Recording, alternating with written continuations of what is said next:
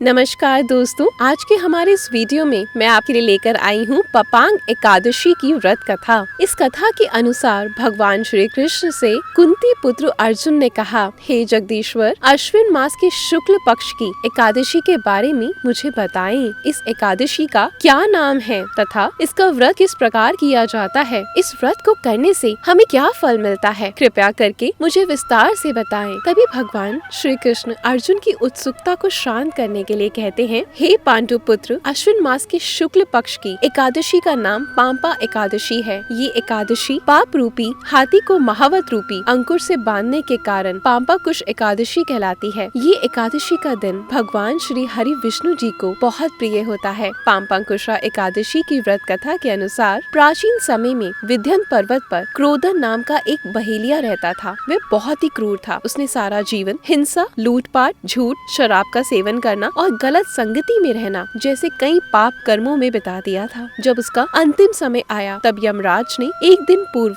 अपने दूतों को आज्ञा दी कि उस क्रोधन को कल दरबार में पेश किया जाए। यमराज के दूत क्रोधन को एक दिन पहले लेने के लिए आ गए और यमदूत बहेलिये से कहने लगे, कल तुम्हारे जीवन का अंतिम दिन है, हम तुम्हें कल लेने आएंगे। ये बात सुनकर बहेलिया बहुत भयभीत हो गया और वो महर्षि अंगीरा के आश्रम में पहुंचा और प्रार्थना करने लगा, हे ऋषिवर, हे मुनिवर, मैंने अपना समस्त जीवन हिंसा, झूठ बोलने, मदिरा का सेवन करने और गलत संगति में बिता दिया। कृपा करके मुझे कोई ऐसा उपाय बताएं जिससे मेरे समस्त पाप नष्ट हो जाएं और मुझे मोक्ष की प्राप्ति हो जाए। इस प्रकार बहेलिया के अनुनय विनय करने पर महर्षि अंगीरा ने प्रसन्न होकर उसे अश्विन शुक्ल पक्ष की पांपा कुशा एकादशी का विधि पूर्वक व्रत करने के लिए कहा। विष्णु पूजन का विधान बताया। महर्षि अंगीरा के कहे अनुसार उस बहेलिये ने पांपा कुशा एकादशी का विधि विधान से व्रत किया। अपने द्वारा किए गए समस्त पापों से छुटकारा पा लिया। अश्विन शुक्ल पक्ष की पांपा कुशा एकादशी के व्रत तथा पूजन के प्रभाव से जब यमदूत ने ये चमत्कार देखा तो वो बहेलिये को बिना लिए यमलोक वापस लौट गए। भगवान की कृपा से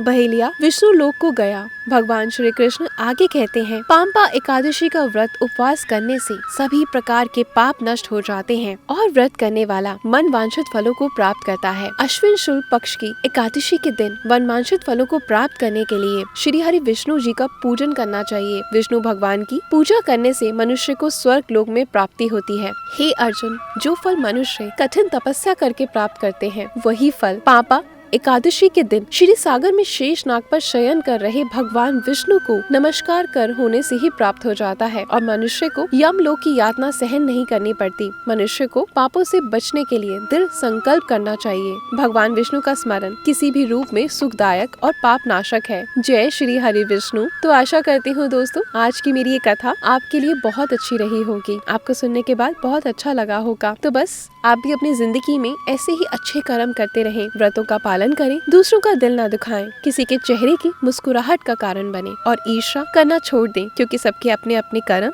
और अपनी अपनी किस्मत होती है। हो सकता है जो भगवान ने आज आप प्राप्त कर रहे हैं वो आपकी किस्मत में ही ना हो। आपके अच्छे कर्म और अच्छी वाणी से भगवान आपको इतना कुछ भी दे रहे हैं तो वही आपके लिए बहुत है। बस हर समय उनका शुक्रिया अदा करें, ना कि उनको कोसे। जो नहीं दिया वो आपकी किस्मत में ना था, लेकिन जो दिया है उसके लिए ऊपर वाले का शुक्रिया अदा करते रहें, है ना। हमेशा खुश रहें, हंसते रहें, मुस्कुराते रहें और वीडियो पसंद आ जाता है तो वीडियो को लाइक और शेयर करना ना भूलें। धन्यवाद।